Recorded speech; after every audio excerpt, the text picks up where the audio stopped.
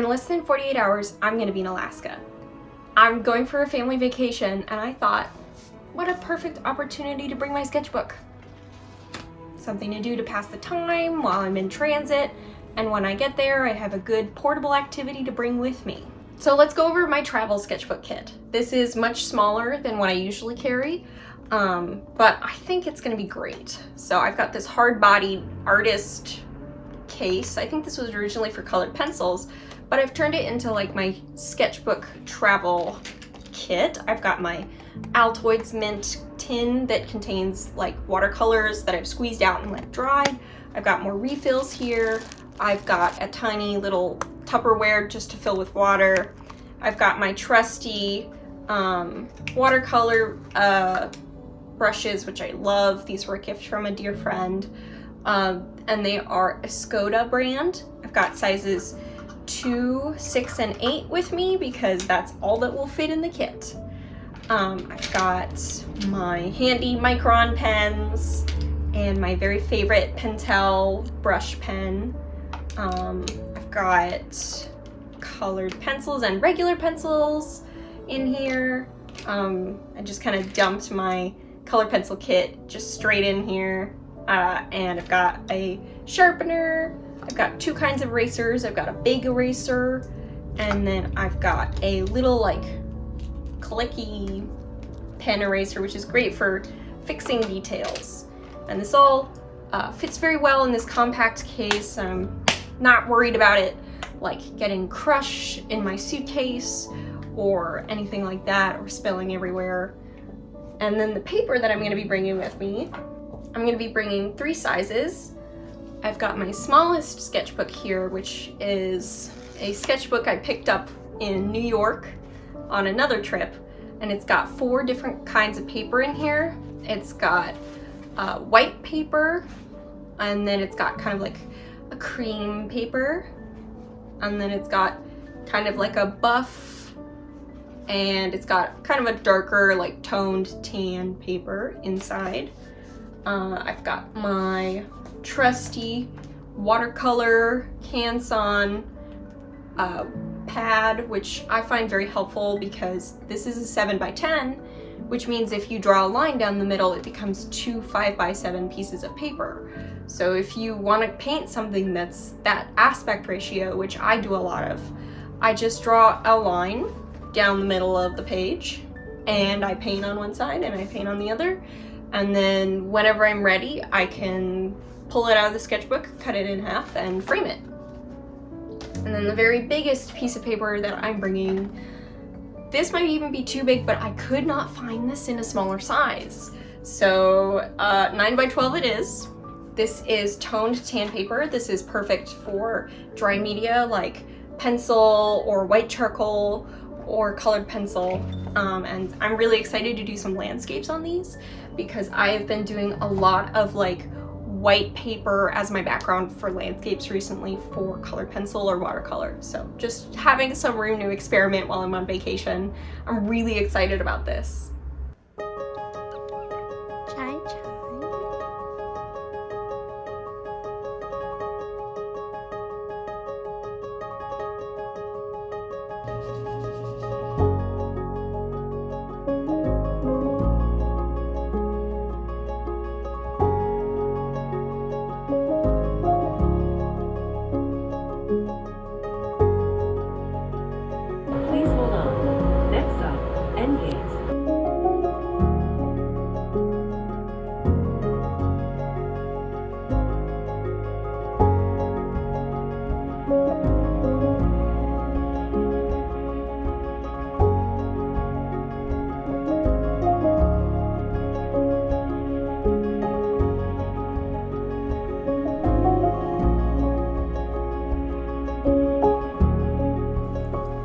Our first morning in Anchorage, we rented bikes and went on a ride down the Pacific Coast Trail.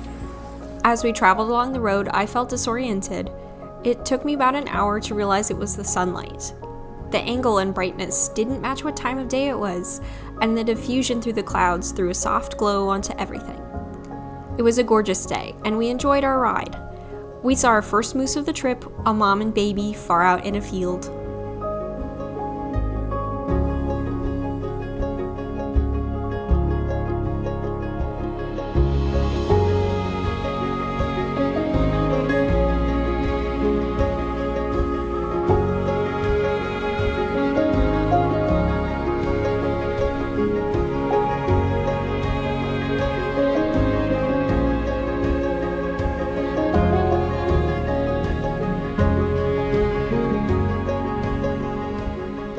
On Monday, we began our journey from Anchorage to Soldotna. I had my first true taste of Alaska's mountains on those roads. My initial reaction was awe. Every time I looked out the window, the view looked like something on a postcard. The difference was the scale of it all. It's all so much bigger than you expect it to be when you see it in person. We took our first pit stop at Alyeska Resort. They have a gondola, which you can ride to the top of the mountain for a fee, and let me tell you that $50 is completely worth it.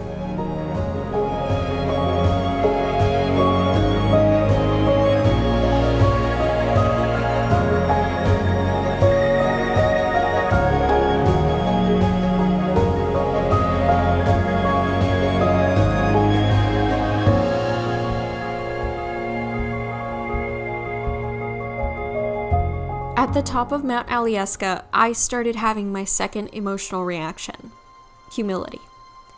I am so small. I could walk these mountains for my whole life and still only know a tiny portion of the land.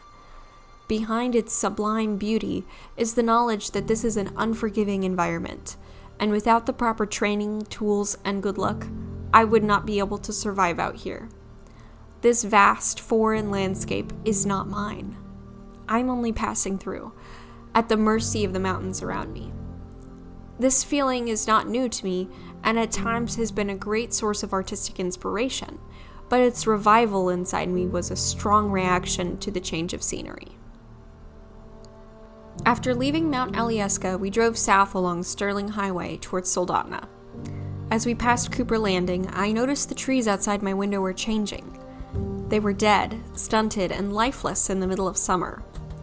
In the undergrowth below those bare trunks, there were no baby trees taking roots, just shrubs and grasses clinging to life. I later learned we had driven through the ghost forest. All those trees were killed in the tsunami following the Good Friday earthquake in 1964. During the earthquake itself, the seashore was pushed up as high as 16 feet by tectonic movement, and the inland areas fell 10 feet below their original position. All of that water was pushed up by the rising coast and flooded into the basin formed further in. Now 60 years later, the forest is still in ruins because the ground is salted. I have no idea how long the desalination process takes inside a forest. I wonder if this ghost forest is a permanent change, shifting the climate to a coastal marsh even though the sea is miles away. It was jarring to witness how in some cases, water can bring longer-lasting damage than fire. We waiting to go? We're waiting. I got my coffee.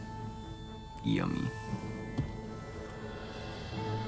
We arrived in Soldotna at the campground hosting our family reunion, and it felt like I had been whisked into a rustic fairy tale. All the plants were in full bloom under the midnight sun, and the common areas were abuzz with family members catching up and introducing new additions. The building we stayed in had been the camp's chapel, complete with a church bell in the loft that we could ring. There was always some activity going on, whether it was fishing, poker, golf, hiking, or the famous family talent show. During quiet moments, I snuck away to find a spot to draw or write about my experiences. Even in a location as structured as a small village of log cabins, the environment greatly influenced how everyone operated. They gave us bells to wear around our ankles to ward off bears, bug spray to keep the massive mosquitoes at bay, eye masks to block out the never-setting sun, and warnings to stay inside when Mama Moose and her 2 babies were on the loose.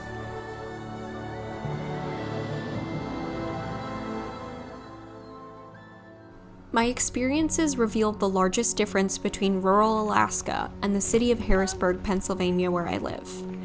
Alaska still has its apex predators and the large prey animals they feed on.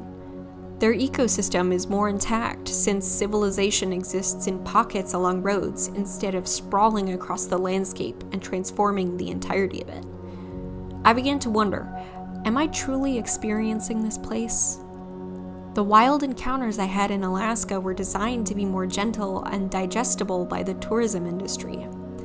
If an experience is being tailored to give me a desired happy tourist outcome, at the end of the trip, do I actually know what that place is like? And if that is the case, does that mean that the only way for me to really know some place is to move there? That brought me to think of my Pennsylvania home, where I had recently settled in. If I applied the same logic, defining the experience of unaltered nature as a true portrait of an environment, then I don't really know that land either. I've done plenty of nature hikes and some casual camping, but at the end of the day, what are hiking trails besides leading lines maintained through a space to keep you safe? The way we experience nature today is radically different from how our ancestors lived it. I wonder if I was to describe what my home is like to someone who lived in the same area 1,000 years ago, would they even recognize it as the same place? How about 1,000 years in the future? What gems of nature have I seen with my own eyes today that someone in the future can only imagine in their wildest dreams? There is comfort and safety in the resources available to us traveling in the modern day. Although it may be fun to entertain the idea of exploring a place completely removed from civilization to know the land, I need to recognize that that is not the only way to get a taste of it. I am blessed to live in a time and place where I can learn the easy way. I can take a hiking trail that has potable water on tap at the trailhead. I can travel by car along a road with as much luggage as I need instead of relying on how much I can carry on foot.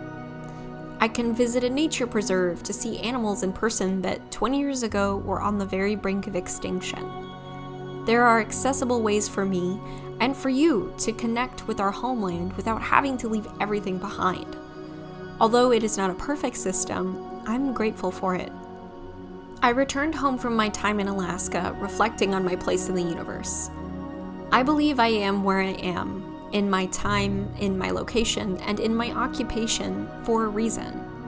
Likely it is not a reason that I will ever know or see, but that doesn't change the fact that it is important. I want to experience the world in my own way. I catch the beauty I see and communicate it through my art, reflecting back to the world what I think makes life special and worth living. If you made it to the end of this video, thank you for watching. I love making videos like this, and the best way you can help me to continue creating them is by subscribing to my channel and interacting with the content I share. I'm also active on Instagram, where you can follow me as eve.ningstar. If you live in central Pennsylvania, you can visit my studio at Millworks in Harrisburg. More information on that is available in the description. I'd also like to give a special shout out to my husband, Luke, who took this trip with me and filmed a majority of the footage used in this video. Thank you, and see you next time.